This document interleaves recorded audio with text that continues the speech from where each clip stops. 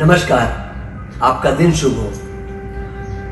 मित्रों, आपको मैं पिछले 3 एपिसोड में मूल विपස්සना के बारे में बता रहा था। मैंने आपको बताया था कि जो भगवान बुद्ध ने विपස්සना मनुष्य जाति को, इस पूरे संसार को दुख से निवृत्त पाने के लिए जो विधियां बताई थी विपස්සना के माध्यम से, और 4 बताई थी, जिसमें काया उपासना था और वेदानु उपासना, चित्त उपासना और चौथा धम्म उपासना। तो भगवान बुद्ध ने 4 उपासना, विपස්සना के 4 प्रकार बताए थे। वो काया उपासना, वेदानु उपासना, चित्त उपासना और धम्म उपासना। तो अब तक पिछले 3 एपिसोड में मैंने आपको काया उपासना, आपको चित्त उपासना, आपको वेदानु उपासना 3 मैंने आपको बताया था। अब इस एपिसोड में मैं आपको धम्म उपासना के बारे में बताता हूँ। भगवान बुद्ध के इस धम्म उपासना का मतलब क्या है? ये धम्म का मतलब है भगवान बुद्ध के बताए हुए सिद्धांत, जो उन्होंने अपने सिद्धांत कुछ बताए थे, जो बौद्ध ग्रंथों में मिलता है। और ये जो नियम उन्होंने बताए थे, ये और भी जगहों पर मिलता है, उपनिषदों में आपको मिलेगा, हर जगह मिलेगा। लेकिन भगवान बुद्ध ने उसको जन जन तक पहुंचाया। एक एक घर पर वो सारे जन का कल्याण करना चाहते थे, इसके लिए सारे जन जन तक पहुंचाया। तो धम्म का अर्थ तो उनके सिद्धांतों से है, और उपासना का अर्थ है, उपासना का अर्थ ध्यान से देखना है। उपासना और विपස්සना एक ही मतलब होता है, किसी चीज को व्यवहारिक ढंग से देखना, नजदीक से देखना, उसको गहराई से जाके देखना, विशेष रूप से देखना, इसको धम्म उपासना कहते हैं। अभी जो धम्म उपासना है, मैंने आपको 3 पहले बता दिया था। अब ये धम्म उपासना में भगवान बुद्ध के जो सिद्धांत है, उसको बहुत ध्यान से देखना, और ऐसे जो उन्होंने कुछ नैतिक मूल्य बताए थे, उसका पालन करना। और अगर उसका पालन हम करते हैं तो दुखों से निवृत्ति हमको मिल जाती है, यहाँ तक कि हमको मोक्ष, निर्वाण और जिसको कहा जाता है वो मिल जाता है। तो मैं आपको भगवान बुद्ध के ये जो धम्म उपासना के जो उन्होंने कुछ सिद्धांत बताए थे, मैं आपको वो बताता हूँ। इससे आपको अगर ध्यान से आप सुनेंगे और अपने जीवन में लेके आएंगे, तो आप देखेंगे आपके जीवन में जरूर परिवर्तन आएगा। तो भगवान बुद्ध के ये जो सिद्धांत है, एक्चुअली वो सिद्धांत 4 आर्य सत्यों पर आधारित है। ये 4 आर्य सत्य है जो उनके जो बुद्ध की जो फिलॉसफी है। हालांकि ये फिलॉसफी उपनिषदों में मिलता है, जैन में मिलता है, और कई सारे धर्मों में मिलता है। भारतीय दर्शनों में तो कई जगह पे मिलता है, जीवन दुख है। लेकिन जो भगवान बुद्ध, जो मैंने आपको पहले बताया था कि वो जीवन में हर जगह दुख देखे, और ये उसी से वो निराश होके और फिर सोचे कि इस अपने को जीवन के दुखों से अपने को निकालना है और पूरे संसार को निकालना है। तो उनके सिद्धांत, उनके 4 जो आर्य सत्य उनके कहे जाते हैं, जो उनके सिद्धांत हैं, उसको 4 आर्य सत्य में कहा जाता है। पहला उनका था जो आर्य सत्य, उसको कहा जाता था जीवन दुख है। दूसरा आर्य सत्य था दुख का कारण है। तीसरा आर्य सत्य था इसका निदान है, दुख के कारण का निदान है, जिसे निर्वाण भी कहा जाता है। निदान करके आप निर्वाण और मोक्ष की प्राप्ति कर सकते हैं। और चौथा था ये दुख से छुटकारा कैसे पाया जाए, निर्वाण कैसे पाया जाए, मोक्ष कैसे पाया जाए। तो ये उनके 4 आर्य सत्य हैं। इन 4 आर्य सत्यों को आप ध्यान से सुनिए। ध्यान से सुनेंगे तो आपको धीरे धीरे ऐसा लगेगा कि आप वाकई आपके जीवन में गुजर रहा है, घट रहा है, और ये वाकई आपके जीवन में हो रहा है, और वाकई ये बड़ा वैज्ञानिक किस्म का धर्म है। तो आपको मैं पहले प्रथम आर्य सत्य बताता हूँ। भगवान बुद्ध कहते हैं कि जीवन दुख है। जन्म से आप देखते होंगे, जन्म से किसी न किसी चीज का आपको दुख रहा होगा, और जन्म से दुख है, नाश में दुख है, रोग दुखमय है, मृत्यु दुखमय है, अप्रिय से सहयोग दुखमय है, और अपने प्रिय से वियोग दुखमय है। आप देखते होंगे बीमार हो रहे हैं, लाचार हो रहे हैं, फिर वृद्ध हो रहे हैं। हम कितना भी चाहें, कितने लोग चाहते हैं कि वो जिंदगी में वृद्ध नहीं हो, क्या क्या अपने लिए करते हैं। लेकिन ये न तो किसी कोई वृद्ध होने से रुका है, न तो कोई ऐसा आदमी है जिसको मृत्यु ने छुआ नहीं हो, और मृत्यु का जो भय है जीवन में लगा रहता है। तो ये भगवान बुद्ध का पहला आर्य सत्य है कि जीवन दुख है, सर्वम दुख वो बोलते हैं, सब कुछ दुख है। तो ये उनका पहला आर्य सत्य है कि जीवन में जो सारे दुख आप देखते होंगे, आप अनुभव करते होंगे, मुझे ज्यादा बताने की जरूरत नहीं है। अब जो दूसरा आर्य सत्य है, दुख का कारण, ये जानना बहुत जरूरी है। दुख तो आपको पता है कि जीवन दुख है, लेकिन दुख का कारण है वो मैं आपको बताता हूँ कि भगवान बुद्ध के हिसाब से दुख का कारण क्या है। भगवान बुद्ध दुख का कारण को उनका एक सिद्धांत है प्रतीत समुत्पाद। प्रतीत का अर्थ होता है किसी चीज के होने से, और उत्पाद का अर्थ होता है कि कुछ चीज होता है। हालांकि आप ये जानते होंगे कि आज साइंस भी यही कहता है कि हर चीज का एक कारण होता है। तो भगवान बुद्ध बहुत पहले 600 ईस्वी पूर्व में हुए थे, उन्होंने बताया था, उनका यह सिद्धांत था कि किसी न किसी चीज से, जैसे अ का कारण ब है, ब का कारण स है, स कारण, तो हर चीज का कुछ न कुछ कारण होता है। तो इसी उनके सिद्धांत को प्रतीत समुत्पाद कहते हैं। तो भगवान बुद्ध ने जो ये प्रतीत समुत्पाद बताया था, अब ये बोलते हैं इससे जीवन दुख है, तो दुख का कारण क्या है? तो दुख का कारण भगवान बुद्ध कहते हैं दुख एक घटना है। भगवान बुद्ध बौद्ध दर्शन में दुख को जरा मरण कहते हैं। दुख एक घटना है। भगवान बुद्ध कहते हैं कि इस दुख का कारण जरा मरण है। जरा का अर्थ वृद्धावस्था, ओल्ड एज, और मरण का अर्थ मृत्यु होता है। यद्यपि जरा मरण का शाब्दिक अर्थ वृद्धावस्था और मृत्यु होता है, फिर भी जरा मरण संसार के समस्त दुख जैसे रोग, निराशा, शोक, उदासी इत्यादि का प्रतीक है। जरा मरण का कारण बुद्ध के अनुसार जाति है। मैंने बताया था अ का कारण ब का कारण स, उसी तरीके से दुख का कारण जरा मरण है, जरा मरण का कारण जाति है। जन्म ग्रहण करना ही जात कहा जाता है। जैसे आपने जन्म ग्रहण कर लिया तो उसी को भगवान बुद्ध जाति कहते हैं। यदि मानव शरीर नहीं धारण करता तब उसे सांसारिक दुख का सामना करना नहीं होता। मानव का सबसे बड़ा दुर्भाग्य है जन्म ग्रहण करना, अर्थात शरीर धारण करना। प्रतीत समुत्पाद के अनुसार जाति का कारण भव है, ये तीसरा है। मानव को इसलिए जन्म ग्रहण करना पड़ता है कि उसके जन्म ग्रहण करने की प्रवृत्ति विद्यमान रहती है। जन्म ग्रहण करने की प्रवृत्ति को ही भव कहा जाता है। यह प्रवृत्ति ही मानव को जन्म ग्रहण करने के लिए प्रेरित करती है। अब भव का कारण क्या होता है? भव का कारण होता है उपादान, मेंटल क्लिंगिंग बोलते हैं उसको। सांसारिक वस्तुओं से आसक्त रहने की चाह को उपादान कहा जाता है। उपादान का कारण तृष्णा है। शब्द, स्पर्श, रंग इत्यादि विषयों के भोग की वासना को तृष्णा कहा जाता है। तृष्णा के कारण ही मानव सांसारिक विषयों के पीछे अंधा होकर दौड़ता है। तृष्णा का कारण क्या है? तृष्णा का कारण है वेदना। सुखात्मक अनुभूति होती है वेदना, जो उसकी तृष्णाओं को जीवित रखती है। वेदना का कारण स्पर्श है। इंद्रियों को वस्तुओं के साथ जो संपर्क होता है उसे स्पर्श कहा जाता है। यदि इंद्रियों का विषयों के साथ संपर्क नहीं हो तब इंद्रियानुभूति अर्थात वेदना का उदय ही नहीं होगा। स्पर्श का कारण है खड़ायतन, 6 सेक्स ऑर्गाज्म बोलते हैं इसको। 5 ज्ञानेंद्रियों और मन के संकलन को खड़ायतन कहा जाता है। 5 ज्ञानेंद्रियां बाह्य इंद्रियां हैं और मन अभ्यंतर इंद्रियां हैं, आंतरिक इंद्रिय है। ये 6 इंद्रियां ही विषयों के साथ संपर्क ग्रहण करती हैं। इंद्रियां ही नहीं होती तो स्पर्श कैसे होता है?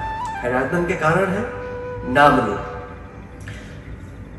मन और शरीर के समूह को नाम रूप कहा जाता है। इंद्रियों का निवास शरीर एवं मन में होता है। 5 बाह्येंद्रियां शरीर में स्थिर मानी जाती हैं और 6ठी इंद्रिया मन एक आंतरिक इंद्रिय है। यदि नाम रूप का अस्तित्व नहीं रहता तब इन 6 इंद्रियों का प्रादुर्भाव नहीं हो सकता था। नाम रूप का कारण ही प्रतीत समुत्पाद के अनुसार कुछ न कुछ अवश्य होना चाहिए। अब नाम रूप का कारण विज्ञान है, कॉन्शियसनेस कहा जाता है। जब नवजात शिशु माँ के गर्भ में रहता है तब विज्ञान के कारण ही नवजात शिशु का शरीर एवं मन विकसित होता है। यदि गर्भावस्था में विज्ञान का अभाव होता तब संभवतः बालक के शरीर एवं मन का विकास रुक जाता। अब प्रश्न यह है कि विज्ञान का कारण क्या है? विज्ञान का कारण संस्कार है, इंप्रेशन। संस्कार का अर्थ है व्यवस्थित करना। पूर्व जीवन के प्रवृत्ति के रूप में संस्कार को माना जाता है। अतीत जीवन के कर्मों के प्रभाव के कारण संस्कार निर्मित होते हैं। यहाँ पर यह पूछा जा सकता है कि संस्कार निर्मित क्यों होते हैं, अर्थात संस्कार का कारण क्या है? तो संस्कार का कारण अविद्या है, इग्नोरेंस।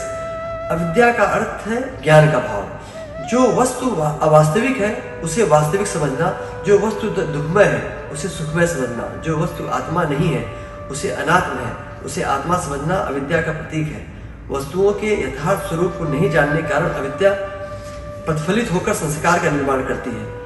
अविद्या ही समस्त मूल दुखों का कारण है। अविद्या दुखों का मूल कारण इसलिए है कि कार्य कारण की श्रृंखला अविद्या पर आकर रुक जाती है। सांख्य, न्याय, वैशेषिक, शंकर, जैन इत्यादि धर्मों और दर्शनों ने दुख का कारण अविद्या को ही माना है। तो यहाँ पे सारे दर्शन, जो भारतीय जो दर्शन है, वो सब लोग, भगवान बुद्ध के अलावा सब लोग बोलते हैं कि जो हम दुख झेल रहे हैं उस दुख का कारण अविद्या है। तो इसलिए मैं फिर से एक बार बता देता हूँ। उसको मैं पहले आपको जरा मरण से बताया था, अब मैं इसका जो उसको पीछे से लेके जाता हूँ। तो पहला कारण है जीवन में दुख का पहला कारण है अविद्या, दूसरा है संस्कार, तीसरा है विज्ञान, चौथा है नाम रूप, पांचवा है खड़ायतन, छठा है स्पर्श, सातवां है वेदना, आठवां है तृष्णा, नौवां है उपादान, 10वां है भव, 11वां है जाति और 12वां है जरा मरण। भगवान बुद्ध के इस सिद्धांत को द्वादश निदान कहा गया है। तो ये जो प्रकृति समुत्पाद और ये द्वादश निदान है, अगर जो आदमी इसको अगर समझ गया तो उसको मोक्ष मिल सकता है, उसके दुखों का, उसके जीवन से दुखों का अंत हो सकता है। हालांकि ये जो भगवान बुद्ध का जो दर्शन है, ये आप कहीं ना कहीं देखेंगे उपनिषद में उसको कहा जाता है कि इसको ब्रह्मचक्र प्रवर्तन कहा जाता है। उपनिषद में भी इसकी चर्चा है, लेकिन भगवान बुद्ध ने इसको बड़े विस्तार से कहा। और सबसे बड़ी बात ये रही कि भगवान बुद्ध जन जन तक जाके समझाए। बुद्ध जो उपनिषदों में कहा गया वो कहीं ऋषि कहीं जा जाके नहीं बताते थे, उनके पास कोई ज्ञान बता देते थे। लेकिन भगवान को इस संसार में दुख में लगा और वो चाहते थे कि संसार से दुख समाप्त हो जाए। तो वो जन जन तक जाके अपने सिद्धांतों और उनके शिष्य इस सिद्धांतों का प्रचार किए और काफी हद तक जो लोग इसका पालन करते हैं उनको कहीं ना कहीं, हालांकि आजकल बुद्ध सिर्फ धर्म के रूप में माना जाता है, लेकिन उनके सिद्धांतों को न कोई जानता है न उसका पालन करता है, इसीलिए जीवन से उनके दुख का अंत नहीं होता है। तो ये हो गया, ये आपको मैंने दूसरा आर्य सत्य बताया जिसको द्वादश सिद्धांत कहते हैं प्रतिसमुत्पाद के माध्यम से। अब जो उनका तीसरा जो आर्य सत्य है उसको बोलते हैं दुख का निरोध। दुख का निरोध मतलब निर्वाण। अगर दुख अगर खत्म हो गया तो आपको निर्वाण प्राप्ति हो जाएगी। निर्वाण मतलब जो हिंदू धर्म में जिसको मोक्ष कहा जाता है। एक बार इंसान को ने ये जो विपස්සना के मैंने आपको जो विपස්සना चौथा में बता रहा हूँ, चौथे विपස්සना को ध्यान से सुनेंगे और 3 विपස්සना को, उनके 3 उपासना को और अच्छे से आप करेंगे तो आप देखेंगे जीवन में आपके संताप, शोक, ईर्ष्या, द्वेष, क्लेश, अहंकार, मोह ये सब धीरे धीरे नष्ट होने लगता है। तो एक बार निर्वाण मिल गया भगवान को। अच्छा, ये ऐसा जरूरी नहीं है कि ये मृत्यु के बाद मिले। निर्वाण की प्राप्ति आपको इसी जीवन में मिल सकता है। अगर आप ध्यानी हैं, ज्ञानी हैं, आप धम्म को ध्यान से देखते हैं, आप अच्छे आचरण करते हैं। ये जो इनका जो भगवान बुद्ध का जो मैं आपको बताऊंगा अभी, ये चौथे जो आर्य सत्य है कि वो कैसे आचरण करेंगे तो आपको दुखों से निवृत्ति हो जाती है और आपको इसी जीवन में स्वर्ग की अनुभूति होने लगती है, मुक्ति की अनुभूति होने लगती है, निर्वाण की अनुभूति होने लगती है। भगवान बुद्ध को 35 साल की अवस्था में जब बुद्धत्व की प्राप्ति हुई थी तो उन्होंने अपने जीवन में ही निर्वाण प्राप्त कर लिया था। उसके बाद तो जब उनकी मृत्यु हुई और अपने शरीर को उन्होंने त्यागा तो उसको महापरिनिर्वाण कहा जाता है। तो ये उनका निर्वाण उनका जो है ये तीसरा आर्य सत्य है। अब जो चौथा आर्य सत्य है वो ये जो दुख है उसका उपाय क्या है। अब ये निर्वाण पाने के दुखों के अंत का उपाय क्या है, ये उपाय उसको अष्टांगिक मार्ग कहा जाता है। भगवान बुद्ध एक आचरण बताते हैं कि अगर आप ये अष्टांगिक मार्ग का अगर पालन करते हैं तो आपको आपकी दुखों से निवृत्ति हो जाएगी, आपको निर्वाण, आपको शांति मिल जाएगी, आपके जीवन सुख से भर जाएगा।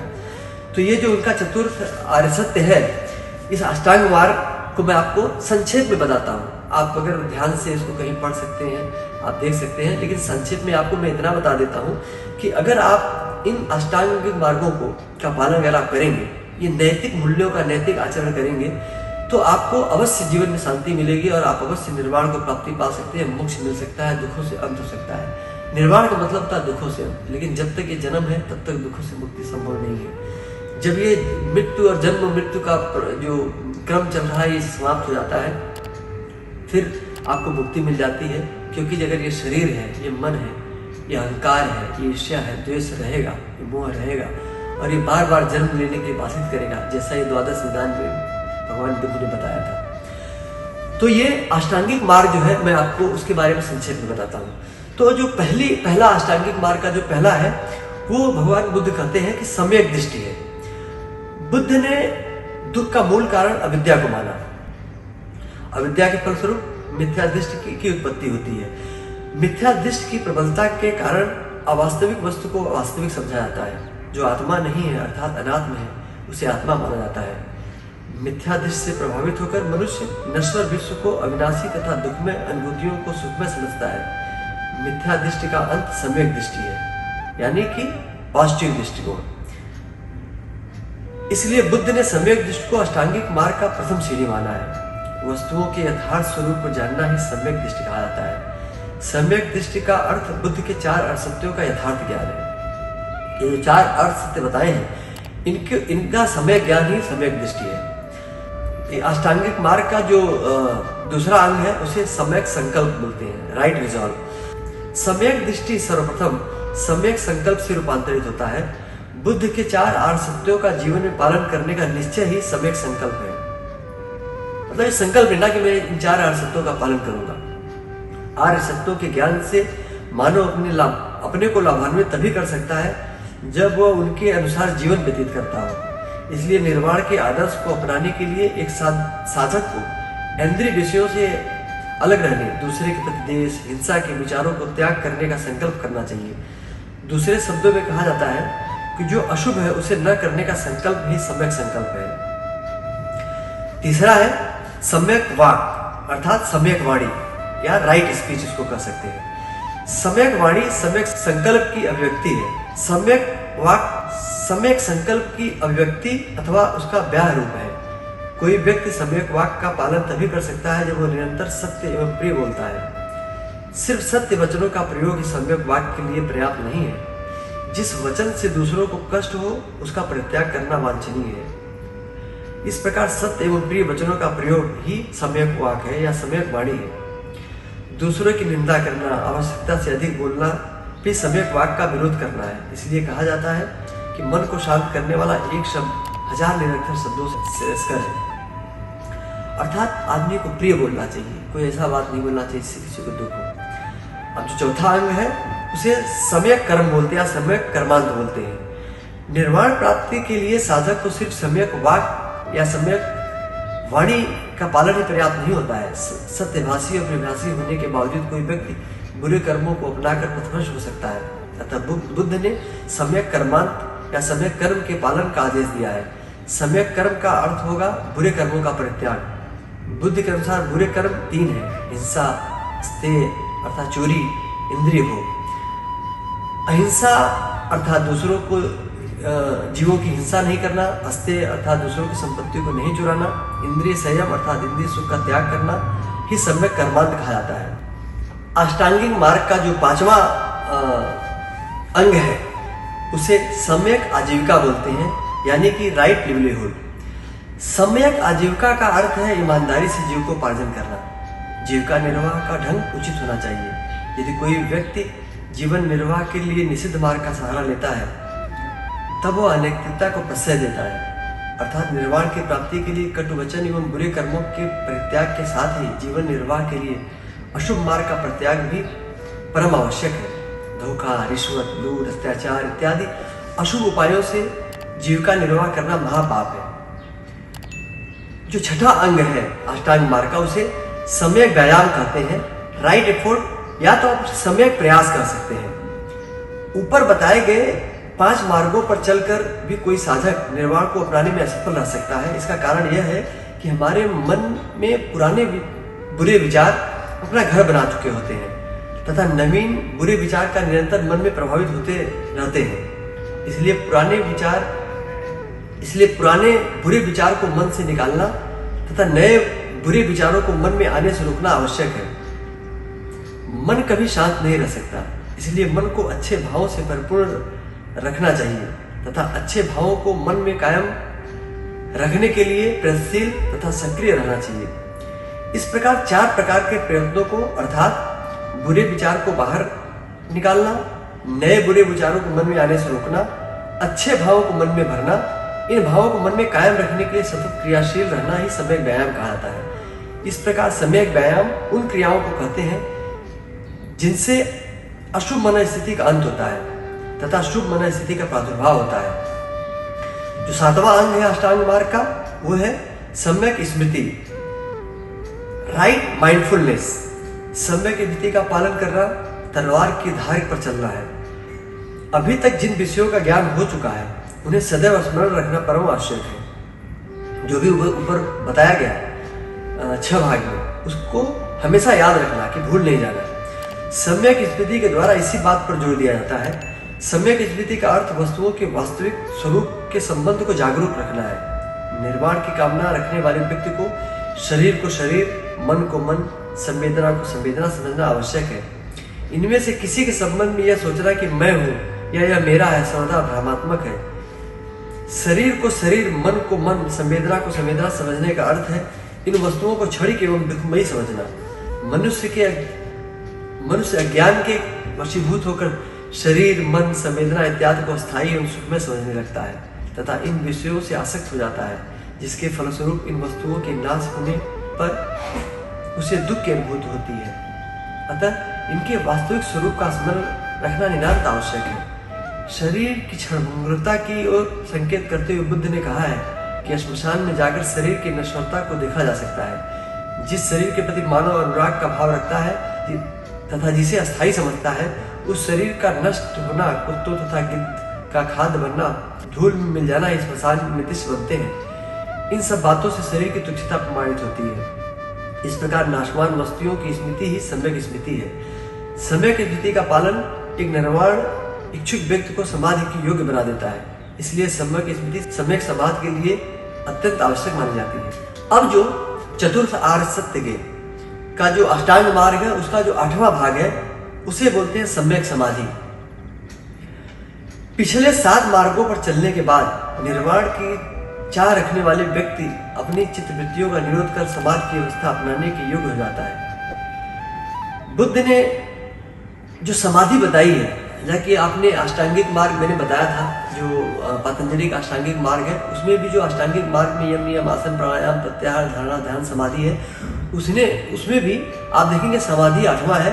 और भगवान बुद्ध ने जो अष्टांग मार्ग बताया उसमें भी समाधि है। समाधि का मतलब होता है कि जैसे सारे आपके मन का बिल्कुल अपने बस हो जाना, अमन हो जाना।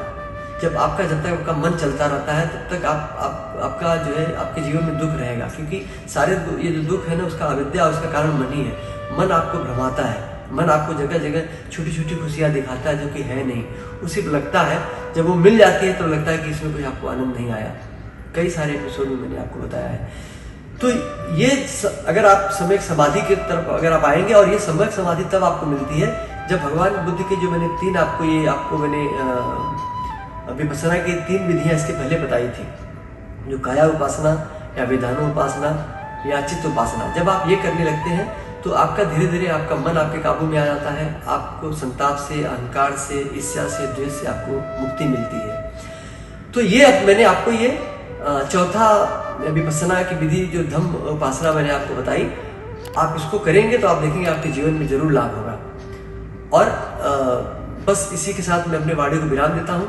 अगर आपने इस चैनल को सब्सक्राइब नहीं किया तो प्लीज़ करिए, लाइक करिए, और अगर आपके मन में कोई विचार है तो आप जरूर आप कमेंट बॉक्स में लिखिए, जिससे मुझे कुछ प्रेरणा मिलेगी। अगर मुझसे कोई त्रुटि हो रही है या मैं कुछ त्रुटि कर रहा हूँ तो उसको मैं जरूर संशोधन उसमें करूँगा, और आपके लिए कुछ नए नए ज्ञान और धर्म और शांति के और जीवन को सुखमय करने के लिए जो भी विधियाँ मैं जानता हूँ, मैं पढ़ता हूँ, अपने गुरु से सीखा हूँ, वो सब मैं आपको बताऊँगा। और यही मेरे लिए एक दान है। बस इसी के साथ मैं अपने वाणी को विराम देता हूँ। आपका दिन शुभ हो। ओम।